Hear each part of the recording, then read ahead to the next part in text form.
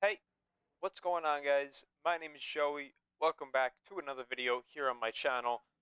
Today, I'm going to be giving you guys 3 meta builds for the Ocucor in Warframe 2025. Now this is one of the most popular secondary weapons in the entire game, though it is quite carried by its augment mod.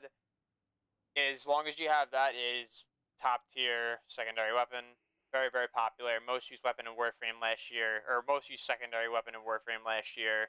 Over 4 billion kills. So I thought I might as well come on here and cover it myself. This is something I used to use a lot more than I actually do now. Because a lot of the time I like to use my secondary slot as like something utility based. So I don't really use it all that often now, but that does not mean it is not powerful. It is absolutely ridiculous. So I'm going to get into the 3 builds I have for you guys here. So first things first, the first build I have for you guys here is we have a flat heat build here. The weapon has innate radiation. So what we go for is we go for galvanized shot. This is going to give us upwards of 120% direct additive damage per element. So with just these 3 elements, we're going to be at 360%. That's more than Hornet Strike. So we go for galvanized shot. Plus we have encumber. I'll be talking about this in a minute. We have galvanized diffusion on here for multi-shot stacking. We have sentient surge on here. Now this is like the really important part of this weapon. You really need to have this if you want to use this weapon. So each target eliminated refills 20% of the Ocucor's magazine. And the way the weapon works is when you land a kill with this weapon, the weapon spawns a tendril that will automatically lock on enemies in the front of you where you're aiming. You can have up to 4 of them at once, but once you manually reload the weapon, it will go away. So what we like to do is we run sentient surge on here because it's going to refill our ammo with kills, which isn't going to reset this, so we're going to be able to constantly have the 4 tendrils up. And then also what it does here is status and critical chance are increased by 60% for each tendril. So this is going to go up to 240% with 4 tendrils up. So that's a free 240% status chance and critical chance, which is really, really nice. So since we're going to get that critical chance, we're going to have critical damage on here. Prime target cracker here for 110%. We have Lethal's Horn on here, fire rate plus multi-shot. This is probably your flex spot on here. If you're looking to put anything else on, you probably just want to change this. But this build's pretty set in stone for me. Pistol Elemental is here for the damage multiplier. Primed Expel Grenier, or whatever Bane you're going to be running against the target faction, so we can double dip. This is also a separate multiplier. And then we have our flat 165% prime TV charge, and then we run eject magazine. 20% of the magazine is reloaded per second while holstered. This is just like if you don't end up landing enough kills with sentient surge, or you get too low for your comfort, just put the weapon away for a second, and it will reload your ammo for you. And then we have secondary encumber on here because the weapon has a ton of fire rate. It's going to have a ton of status chance. You have to be stack up sentient surge. So this is going to be 24% chance to trigger a random status effect when you trigger a status effect from the weapon. So we're going to be triggering a ton of status effects. So we're going to be getting extra statuses from this to bolster the value of galvanized shot, therefore increasing our base damage. So this is a very, very nice combination for this weapon. So now that I explained the build here to you guys, the first build, now one thing you may experience with this weapon is when you first start, you're going to see it's only this one beam here. Let me change the color so you guys can see this a little bit better because it's a little bit dark. Let me change it to this like bright pink color.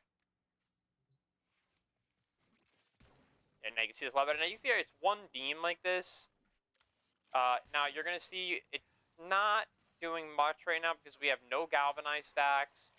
We have no tendrils up. Now you can see the first guy dies, and I reloaded before he died. So now we have our first tendril up. And you can see, now they're going to tick, and now I have extra tendrils. You can see it's indicated by this buff right here. This 180%, so we have 3 of them up. That's what I was saying. I'm at 37. Now, obviously, I can keep killing these. If I want to put the weapon away, then pull it back out, you see I'm back at full ammo again. So using something like this, now this is the raw heat build. This is more so, if you're more of a dot tick kind of person, you go for this. You could always buff yourself up with something like Nourish. And then, you'll get the viral buffing on top of that. You could actually use like a primer itself. Like this. And you guys will see the, it really rips through these enemies really fast. And you can see how the tendrils will really seek out their own targets. So the weapon's really, really easy to use. It's a really lazy weapon. to use overall, which personally I'm a fan of. You know, you gotta focus fire your beam at a target, and the tendrils will deal with everything else. So it's like, okay, I'm worried about this guy right here, take care of him. But like, you can see what your tendrils are doing, like they're killing the enemies over here, killing the enemies over here, and you don't even have to hit a target, and your tendrils will still attach. So very, very solid build. So the flat heat build is definitely a good option. I sacrificed going for like a second element on here, like viral, solely because you need the space to get something like your Bane mod on here. So if you guys don't want Bane mod, just go for like flat element, but you're going to be losing a lot of damage without Bane, especially on a build with flat heat like this. Alright, so the second build now, pretty much same exact setup here. Only thing that changes is we drop Bane for Ice Storm because we need the second element on here, so we can't go for Bane, but we still get to go for Pistol Elementalist, which is going to be nice for us. We go for these two mods here to give us blast damage. So the build is exactly the same shot: Diffusion, Surge, Target Cracker, Lethal Torrent, Pistol Elementalist, and Heated Charge. All we do is swap Bane for Ice Storm. Eject Mag is here. We're still same exact Arcane here, Secondary Encumber. This is going to proc extra statuses for us. So I'm going to show you guys how this one looks. Now, this one more so than the last one, since heat is really good on the single target enemies.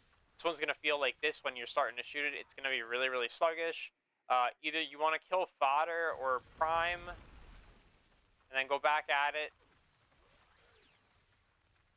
This weapon can feel really painful before you get your actual stacks up, but you can see once you get the stacks up, then the weapon starts just ripping through. Like, the tendrils are vital. They're giving you a lot of stats along with a lot of extra damage. Like, realistically, extra multi-shot. You're getting like 4 extra beams of damage here. So you can just see it does a lot of damage. Now you can use this, like, this is just the weapon without any external buffs or anything like that. Nothing on the frame. So you can see now if you were to like use something like a Nourish, and I can even like get some viral spread onto them with my Neutron Star, you can kind of see like the damage. We're gonna rip through them really, really easily. This build is definitely the wave clear build. If you're looking to do wave clear, I would definitely recommend you go with this blast build like this. You can see the way it'll just rip through these enemies even without Bane on it. So it's definitely a really solid option if you guys are looking to use this as a wave clear weapon, which really you should be using it as. I know you can use this, you know, for like single target purposes, but it's just so much better as like a wave clear option like this that you can't really go wrong with using it. So definitely would recommend you guys give this one a try if you guys are looking to wave clear. Now for the final build, once again, it's going to look pretty much exactly the same. You're just element swapping here. So same exact thing. I'm not even going to go over the mods we have here. It's all the same up until Jolt. Now we have Jolt and Pistol Pestilence to give us Corrosive, and then we have Flat Heat. Same thing again, Eject Mag. We're just getting more status chance with this. And now this one is like, if you don't want to run Flat Heat, you can either go viral or you can go corrosive here. If you want to get like meaningful amounts of strip, then you'll be able to get that with this. But without it, here, so you're gonna see here, you're gonna need to get your stacks up just like all the other builds for this weapon. And once you start getting a couple of stacks, then you see the damage just jumps and you start doing a lot more damage. So this one's like more so if you want to hold down the trigger the whole time and you're not waiting for the heat ticks to be the thing that actually kills them. You can go for something more so like this because the corrosive is going to strip their armor. I'm using my Pharaoh, so I'm getting toxin damage ticks along with all the other buffs that he's providing. So you got a few options for this weapon. It's definitely really fun to use. But I guess as you can see, aside from the elemental combo changes, the weapon really is pretty one-dimensional the way you go about building it as far as like the first 4 to 5 mods that go on the build. You don't really want to interchange those. Seems like it's the exact way you want to go for the build on here. So, you know, this is definitely a weapon that's strong. Definitely a weapon that should be in everybody's arsenal that plays this game. Not to mention the fact, too, that it has great Riven disposition. So if you're looking to get Rivens on it, you can do that as well. So, you know, it's really up to you guys. So, you know, let me know what you guys think down below. Leave a like, leave a comment, please subscribe, you know, and have a great rest of your day.